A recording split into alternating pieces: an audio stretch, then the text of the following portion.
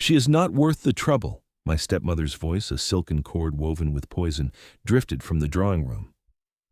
I was standing just outside, in the shadow of a great stone archway, my designated place for the evening. To be present, but not seen. A living ghost in my own home. "Look at her, Valerius," she continued, her tone shifting to one of feigned pity, a weapon she wielded with surgical precision. Plain, quiet, and utterly devoid of the necessary sparkle. We will be lucky to marry her off to a country vicar with a crumbling parish. My father, Lord Valerius, murmured something inaudible, a sound of weak protest swallowed by the grandeur of the ballroom beyond. I did not need to see him to picture his expression, the familiar pinch of discomfort around his eyes, the slight downturn of his lips, the weary resignation of a man who had long ago traded his spine for a quiet life. He would not defend me. He never did. I pressed my shoulder against the cool, unyielding stone, letting its solidity seep into me, a poor substitute for the fortitude I lacked. Lady Beatrice was, in her way, correct. I was plain. My hair was the color of damp straw, my eyes a muted gray that mirrored the winter sky, and my figure lacked the fashionable delicacy of my stepsister, Seraphina. Seraphina was the sun, all gold and laughter and effortless grace, currently holding court in the center of the ballroom, a constellation of admiring suitors orbiting her light. I was the shadow she cast, a necessary contrast that only served to make her shine brighter. The annual solstice ball was Lady Beatrice's masterwork, the glittering apex of the social season. It was an elaborate stage upon which she presented her prize, my beautiful stepsister, to the highest echelons of society. My role in this production was simple: to be invisible. My dress was a drab gray, a deliberate choice by my stepmother to ensure I blended with the tapestries. A charitable expense, she had called it, her lips smiling while her eyes assessed me with the cold calculation of a merchant weighing substandard goods. I was to stand here, in this alcove by the library, and be grateful for the roof over my head. I focused on the archway above me, tracing the lines of the voussoir with my eyes, finding a strange comfort in the logic and strength of the structure. The keystone, perfectly centered, bore the weight, distributing the immense pressure down through the supporting columns. It was a marvel of engineering, a silent testament to endurance and integrity. Unlike the people who inhabited this house, the stone did not lie. It did not pretend. It simply was. This was my secret passion, the one thing that was truly mine. The study of architecture, of how things were built, of the hidden mathematics that held the world together. It was a passion I pursued in secret, my books and sketches hidden beneath a loose floorboard in my room, a silent rebellion against a world that saw me as nothing more than a poorly constructed afterthought. A sudden hush fell over the ballroom, a palpable shift in the atmosphere that drew my attention from the stone. The music faltered for a moment before resuming, softer now, more tentative. Heads turned towards the grand entrance, a wave of whispers rippling through the crowd. I leaned forward just enough to see past the gilded doorframe. He had arrived, the Duke of Blackwood, Alistair. Even his name carried weight, like old stone and cold iron. He was a figure of myth as much as a man, possessing one of the oldest titles and largest fortunes in the kingdom. He was also a recluse. For years, since the tragic death of his younger brother, he had remained sequestered on his vast, remote estate, emerging only when absolutely necessary. His presence here was not just unexpected, it was an event, a disruption of the natural order. He stood at the entrance, a stark figure in immaculate black, his presence sucking the color and light from his surroundings. He was not handsome in the classical sense, not like the cherubic young lords who flocked around Seraphina. His face was all sharp angles and severe lines, as if carved from granite. His hair was black as a raven's wing, and his eyes, even from this distance, seemed to hold a chilling stillness. He looked severe, unapproachable, and utterly indifferent to the sensation his arrival was causing.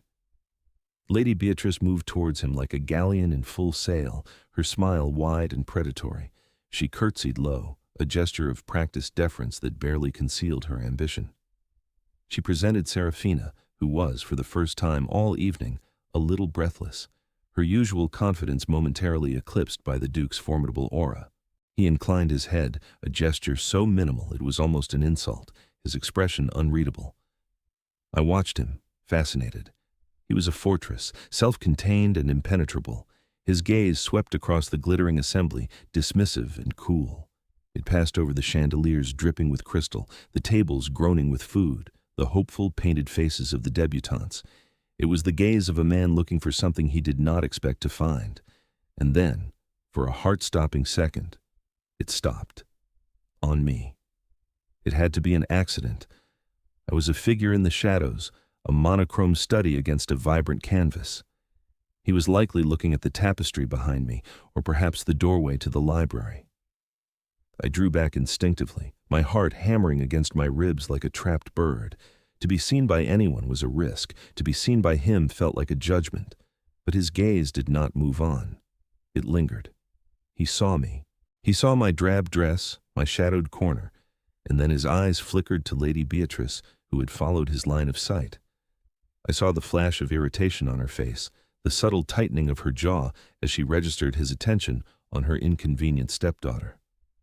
It was a micro-expression, gone in an instant, but in the unnerving stillness of his observation, I felt certain he had seen it too.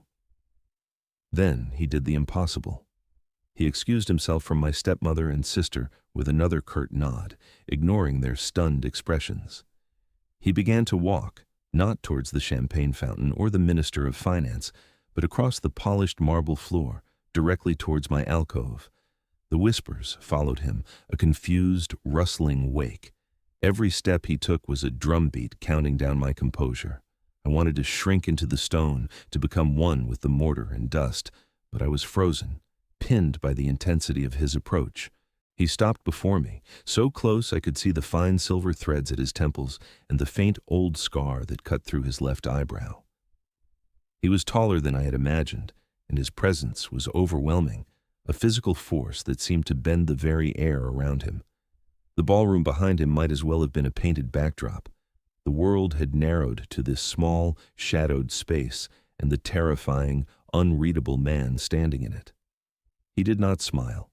He did not offer a greeting. He simply looked at me for a long moment, his dark eyes searching my face. Then he tilted his head, his gaze lifting to the archway above us. "A Norman arch," he said, his voice a low, resonant baritone. It was not the opening I had expected. But the voussoirs are dressed in a later style. A 14th century modification, I would guess, an attempt to impose a Gothic sensibility onto a Romanesque foundation. I stared at him, my throat suddenly tight. He was not looking at me with pity or disdain. He was not looking at my dress or my face. He was looking at the stone. He was speaking my language. I found my voice, a reedy, uncertain thing. "They reinforced it," I managed to say, the words feeling foreign in my own mouth. The original structure was failing. The triforium above it was adding too much lateral thrust. The modifications were not for aesthetics, Your Grace. They were for survival. A flicker of something, interest, surprise, passed through his eyes. It was there and gone in a second. He looked from the arch back to me, and for the first time I felt as if he were truly seeing me, Alara, not just the plain girl in the corner. He was seeing the mind behind the eyes. "Survival," he repeated softly, the word hanging in the air between us. An astute observation. And with that, he gave another slight inclination of his head and walked away, melting back into the crowd as abruptly as he had emerged, leaving me breathless in a vortex of stunned silence. The entire exchange had lasted less than a minute, but in that minute, something had irrevocably shifted. The fortress had opened a gate, just for a moment, and shown me a glimpse of the world inside. And I, the invisible girl, had been seen. The shock was so profound, it felt like a physical blow, leaving me dizzy and trembling in its wake. For days, I existed in a state of suspended disbelief. The memory of the Duke's quiet voice and intense gaze was a brand on my mind. I replayed our brief, bizarre conversation about stone and survival until the words lost all meaning, becoming a mere incantation. My stepmother was furious, her anger a cold, simmering thing beneath a surface of social propriety. She could not comprehend the Duke's actions. In her world, men like him did not notice girls like me. His attention was a deviation from the script, an error in her carefully constructed reality, and she punished me for it with a barrage of thinly veiled insults and impossible chores. "Do not flatter yourself, child," she said to me 2 days after the ball, finding me polishing silver that was already gleaming. "It was pity, nothing more. Or perhaps a moment of eccentricity. Men of his stature are often prone to such whims. He has forgotten you already." I said nothing, but her words echoed my own deepest fears. It had been a whim, a fleeting moment of curiosity. He had already forgotten the gray girl and her talk of archways. To hope for anything more was a fool's errand, a path that led only to a more profound disappointment than the one I already lived with. I tried to force the hope down, to smother it before it could take root, but it was a stubborn, tenacious thing, a wildflower growing in the cracks of my carefully built resignation. Then the letter arrived. It was delivered by a footman in the Blackwood livery, a crisp, heavy cream envelope sealed with a stark black wax stamp of a raven. It was addressed not to my father, but to me, to Miss Alara Vance. My hands trembled as I took it. Lady Beatrice snatched it from me before I could break the seal. "An invitation," she breathed, her eyes wide with a mixture of avarice and disbelief as she read its contents. "He requests your company to consult on architectural drawings." She looked at me, her expression a battleground of suspicion and calculation. The Duke of Blackwood was not a man to be trifled with. His request, however strange, had to be honored. A new, terrifying possibility was dawning in her mind, that somehow, inexplicably, I might be of use. And so, 2 days later, I found myself in a carriage, ascending the steps to the Duke's city residence, a formidable stone edifice that looked more like a government building than a home. I was dressed in my best day dress, a serviceable but uninspired brown wool, and I felt as small and insignificant as a mouse in a cathedral. I was shown not into a parlor or a drawing room, but into his library. My breath caught in my throat. It was the most beautiful room I had ever seen. 2 stories of floor-to-ceiling bookshelves, paneled in dark, lustrous mahogany, with a rolling ladder to reach the highest shelves. A huge globe stood in one corner, and maps of ancient cities adorned the walls. The air smelled of old paper, leather, and beeswax. This was not just a room with books in it. It was a sanctuary, a temple dedicated to knowledge. He was standing by the fireplace, one arm resting on the marble mantelpiece. He was dressed less formally than at the ball, but he seemed no less intimidating. "Miss Vance," he said, his voice as calm and low as I remembered. "Thank you for coming." "Your Grace," I managed, curtsying. My mind was a whirlwind of anxiety. Why was I here? What could he possibly want from me? He gestured to a large table in the center of the room, upon which were unrolled several large architectural blueprints. "I hope you do not find my request too unorthodox," he said, walking towards the table. "I'm in the process of planning the restoration of the north wing of Blackwood Manor. It has fallen into disrepair." I approached the table cautiously. The drawings were intricate, detailed renderings of a Gothic structure with soaring vaults and delicate tracery. They were beautiful. "It is a magnificent design," I said, my fascination momentarily overriding my fear. It is," he agreed, "but it is also structurally compromised. I require a consultant, someone who understands the principles of historic masonry, not just an architect who wishes to tear it down and replace it with something modern." He paused, his dark eyes fixing on me. "Someone like the author of The Silent Sentinels, an examination of stress and load-bearing in pre-Gothic stonework." The blood drained from my face. It was the title of a scholarly paper I had written 2 years ago, the culmination of all my secret study. I had poured my heart and soul into it, a desperate attempt to connect with a world of intellect I could only read about. Believing no respectable journal would publish a woman, especially one with no formal training, I had submitted it under a male pseudonym, Mr. E. Vance. It had been published in a small, obscure academic journal. I had never received a reply or acknowledgement. I assumed it had vanished without a trace. How did you know?" I whispered, my voice trembling. "I make it my business to know things," he said simply. "I read your paper. It was brilliant, insightful, meticulously researched, and written with a clarity that is exceedingly rare. When I learned that Vance was, in fact, Miss Alara Vance, I confess I was intrigued. When I saw you at the ball, standing in the shadow of that archway, looking at it not as a decoration but as a living piece of history, my intrigue was confirmed. This was the basis of his interest. Not pity, not a whim. It was my mind. It was the one part of me I had always treasured, the one thing I believed was truly my own, hidden away from the world's judgment. And he had found it. He had sought it out. He had called it brilliant. The validation was so overwhelming, so utterly foreign, that I felt tears prick at the back of my eyes. I blinked them back fiercely. I would not weep in front of him. He seemed to notice my internal struggle. A line of concern creased his brow. "You are cold," he stated, observing my hands, which I had clasped tightly together. Before I could protest, he had moved to the bell pull and summoned a servant. "Mrs. Gable, a shawl for Miss Vance, please, and tea, the Darjeeling blend."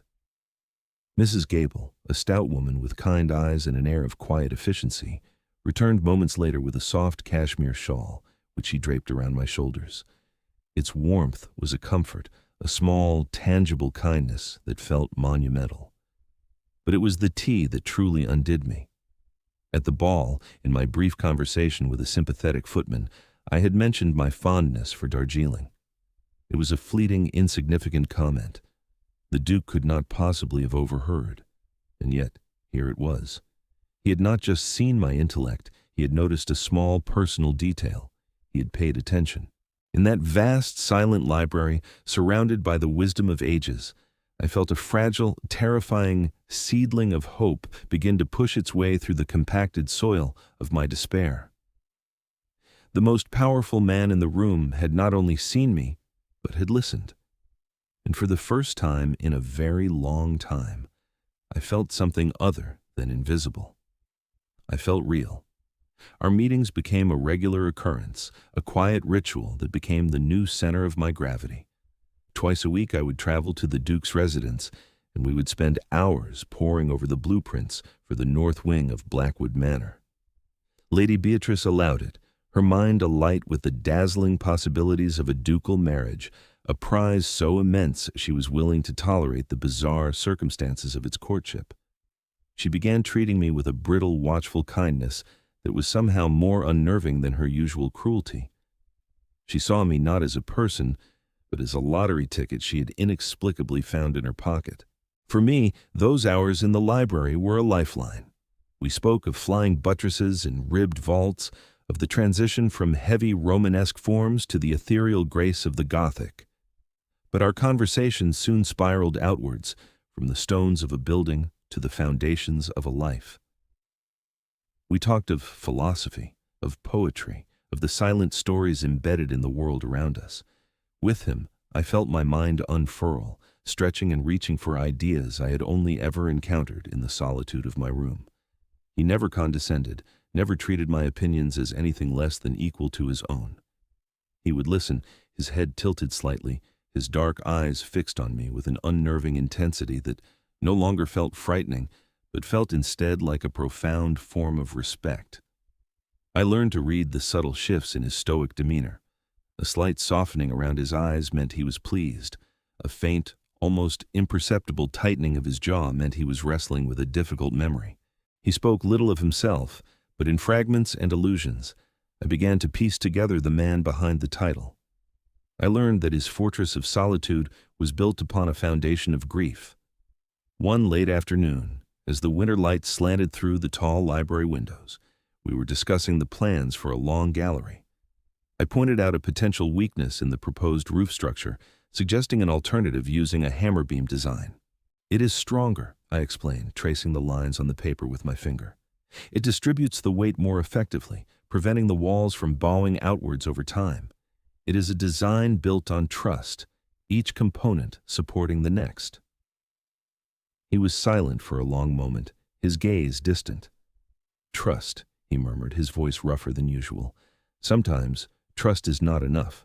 He looked away from the plans, his eyes finding the portrait of a young man that hung above the fireplace, a boy with a bright open smile and the same dark hair as the Duke.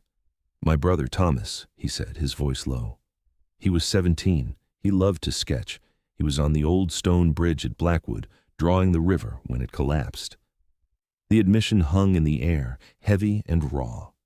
This was the source of his pain, the ghost that haunted the halls of his life. It was not just a tragedy, it was a failure of structure, a betrayal by the very stones he was supposed to command. His obsession with architectural integrity was not an academic pursuit, it was a penance.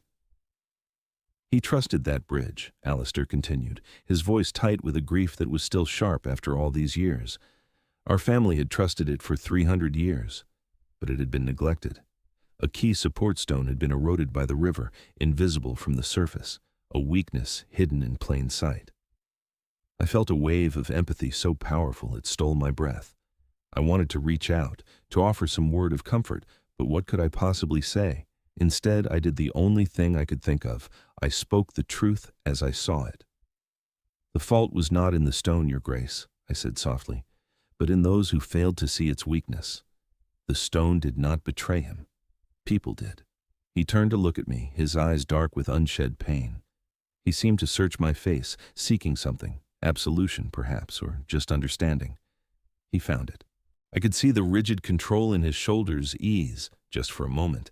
He had shared the heart of his sorrow, and I had not offered platitudes or pity. I had offered an engineer's diagnosis. For him, it was the only comfort that could possibly matter. It was a turning point.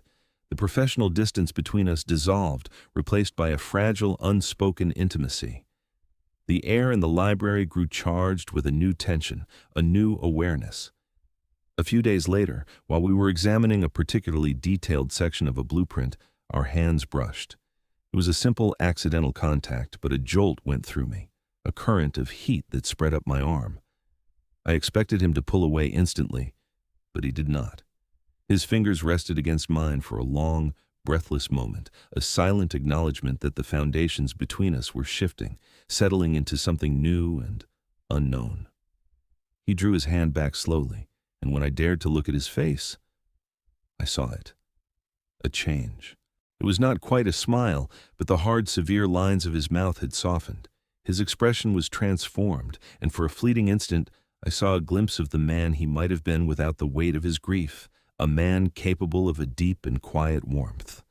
That fleeting, almost smile did more to unravel my defenses than any grand romantic gesture could have.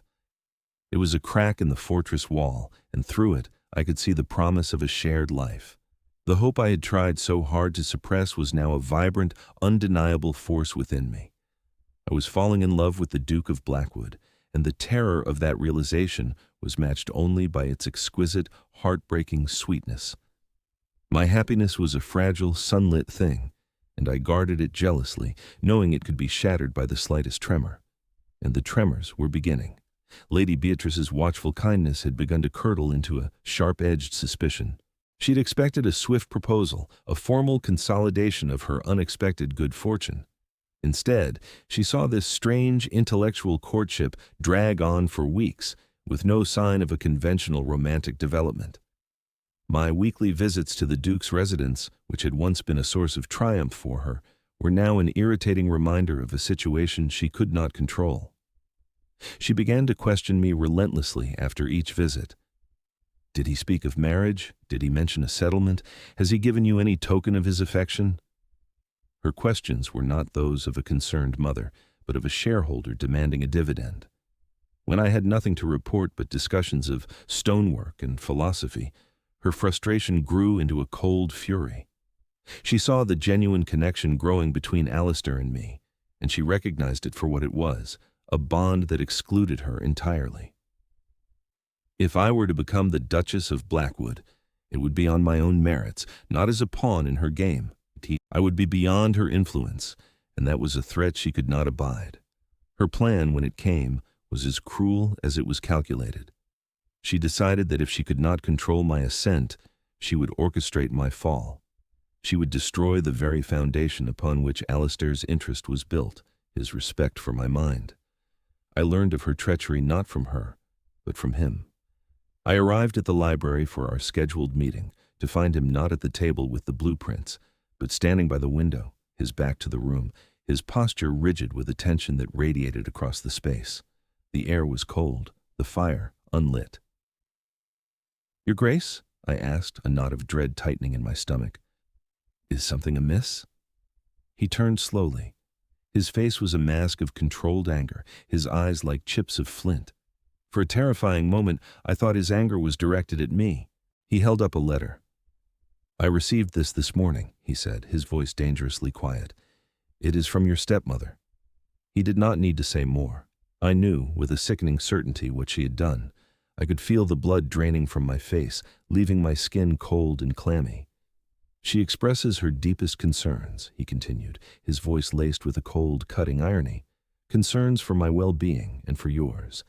She informs me that you are unwell, that you suffer from delusions, that your interest in architecture is not a scholarly passion, but a morbid obsession stemming from some unspecified childhood trauma.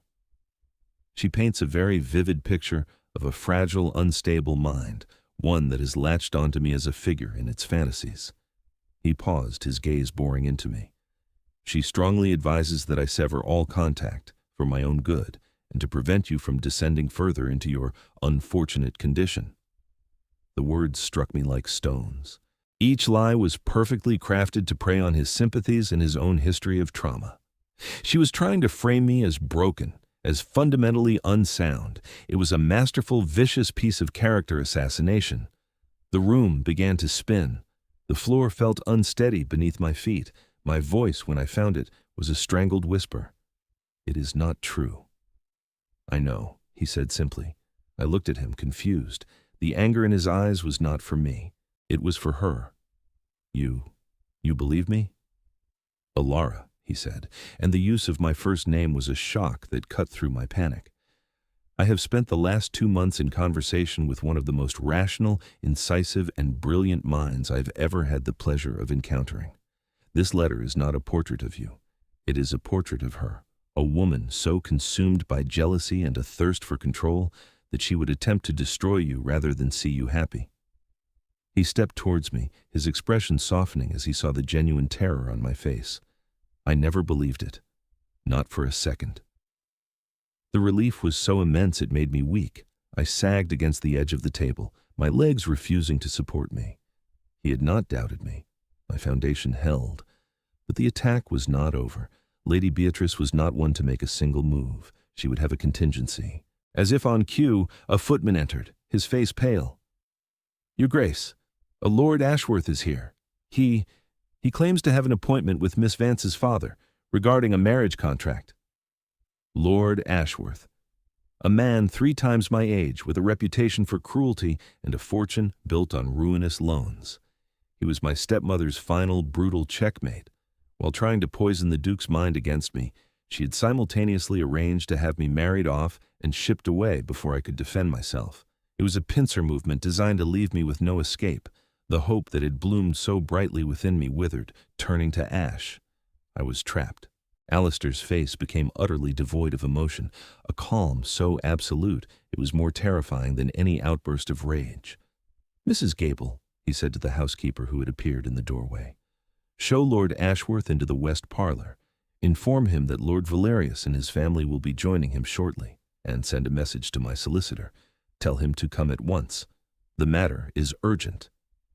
He then turned to me, his eyes holding a promise of retribution that was swift and certain. "Your stepmother wished for a discussion about your future," he said, his voice like the grinding of tectonic plates. "She is about to get one." The confrontation was staged in the Duke's library, the very room that had become my sanctuary. It was now to be a courtroom. My father, Lady Beatrice, and a bewildered Seraphina were ushered in by a grim-faced Mrs. Gable. My stepmother entered with an air of triumphant concern, her face a carefully composed mask of sorrow. She saw me standing near the fireplace and rushed towards me. "Oh, my poor child," she began, her voice dripping with false sympathy. "The Duke has told you, has he not?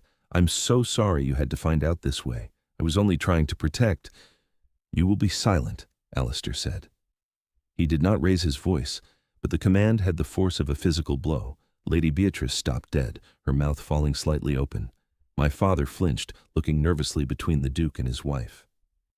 Alistair stood in the center of the room, a figure of absolute authority. He held my stepmother's letter in his hand. "I have invited you here," he began, his voice cold and precise, to discuss this work of fiction you sent me." "Fiction? Your Grace, I assure you my concern for Alara is very real," Lady Beatrice stammered, attempting to regain control. "Your concern," the Duke countered, "is for the inheritance Alara's mother left her, an inheritance you have been systematically embezzling for the past 10 years. He gestured to a man standing quietly by the door, his solicitor, who stepped forward and placed a heavy ledger on the table. "My lawyers have been reviewing your household accounts. The discrepancies are significant. You have been funding your lavish lifestyle with money that rightfully belongs to your stepdaughter." My father stared at the ledger, his face turning a pasty white. Lady Beatrice's composure finally shattered. "Lies!" she hissed, her voice losing its silken edge, becoming sharp and venomous. "This is a trick. She has poisoned you against me with her pathetic stories." "On the contrary," Alistair said calmly, "Alara has never spoken a single ill word of you. She has borne your cruelty with a grace you could never comprehend. I, however, am not so forgiving." He turned his attention to my father. "Lord Valerius, were you aware of this theft?" My father could not meet his gaze. I managed the household finances. I left them to Beatrice," he mumbled, a pathetic confession of his own willful blindness. "You left your daughter to her as well," the Duke stated, his voice flat and devoid of pity. The truth of it struck my father like a physical blow. He sank into a chair, his face in his hands. Serafina, who had been watching the scene with growing horror, finally spoke. "Mother, is this true? The money for my dresses, my debut? Was it Alara's?" "Be quiet, you foolish girl," Lady Beatrice snapped, her mask completely gone, revealing the grasping, desperate woman beneath.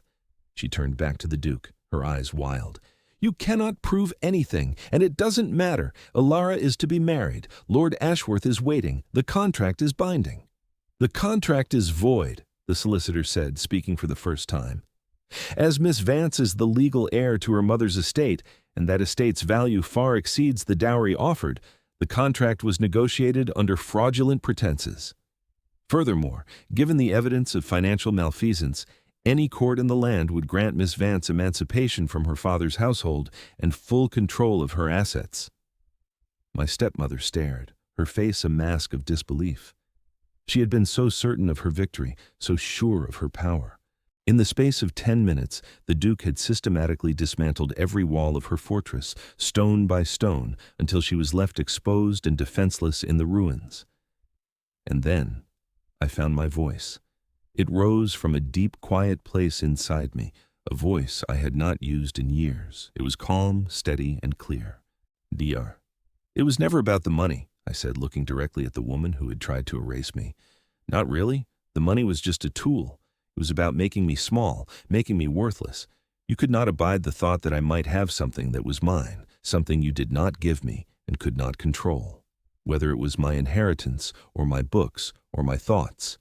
I took a step forward.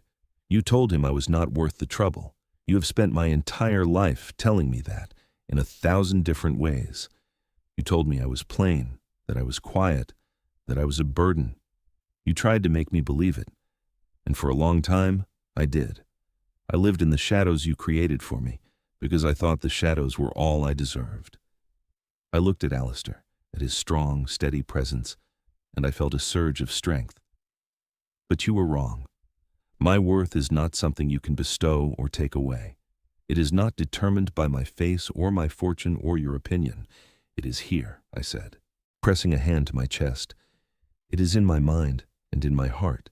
It was always there. The only difference is that now I see it too."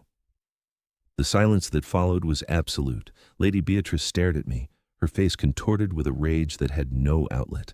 My father wept silently. Serafina looked at me with an expression of profound, dawning shame and something that looked like admiration. "Get out," Alistair said to my stepmother, his voice final. "Leave this house, and do not imagine you will be returning to Lord Valerius's. Your presence there is no longer welcome." Defeated, utterly and completely, she turned and fled the room. My father followed a moment later, a broken man. Serafina hesitated, then walked over to me. "Alara," she whispered, her eyes full of tears. "I'm so sorry. I was blind. I never saw." "I know," I said. and I did. I felt no anger towards her, only a distant pity. She had been a different kind of prisoner in my stepmother's world. She curtsied, a gesture of newfound respect, and then she too was gone. The great library was silent again, the storm having passed.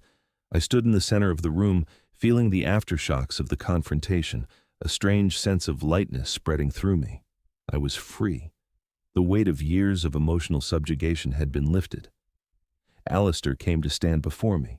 The anger had vanished from his face, replaced by an expression of deep, tender regard. He gently took my hand. "The discussion of marriage prospects," he said, his voice soft, "was not entirely a ruse." My heart, which had been through so much already, gave a violent leap. "Your stepmother warned me," he continued, a faint, true smile finally touching his lips, "that you were not worth the trouble. She was, as in all things, entirely wrong." He raised my hand, his gaze holding mine. "Alara Vance, I have decided that you are worth every trouble, and 1,000 times more. You are the keystone, the piece that makes the entire structure whole." He went down on one knee, a gesture of profound old-world gravity that seemed both perfectly natural and utterly astonishing. He did not produce a ring, only the sincerity in his eyes. "I am not rescuing you. I am asking you to be my partner, to build a life with me, foundation by foundation, to argue with me about blueprints and read with me by the fire, to be my duchess and my architect and my wife. Will you marry me, Alara?" The tears I had held back for so long finally came, not tears of sorrow or fear, but of overwhelming, cathartic joy. "Yes," I breathed, the word a release, a promise, an affirmation of everything I had dared to hope for. "Yes, Alistair, I will."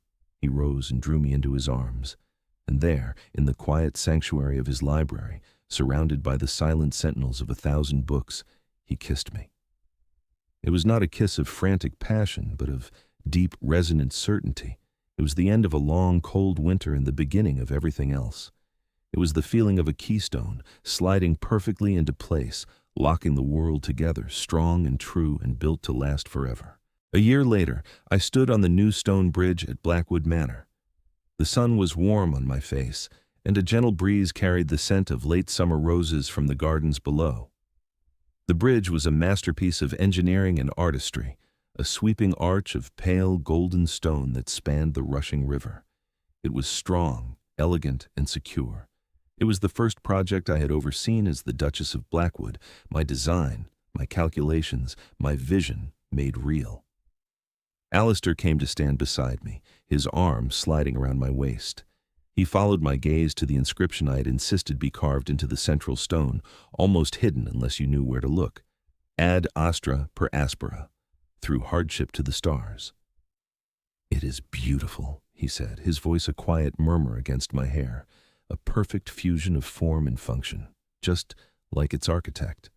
I leaned my head against his shoulder, a comfortable, familiar gesture that still filled me with a quiet sense of wonder. My life was so different now it felt like a dream, yet it was more real than anything I had ever known. The shadows were gone, burned away by the steady light of love and respect. My father, humbled and remorseful, had begun to tentatively rebuild a relationship with me, and Seraphina visited often, our sisterhood reforged on a foundation of honesty. Lady Beatrice had disappeared to the continent, a disgraced footnote in our family's history. But the greatest change was within me. The quiet, invisible girl who had hidden in alcoves was gone.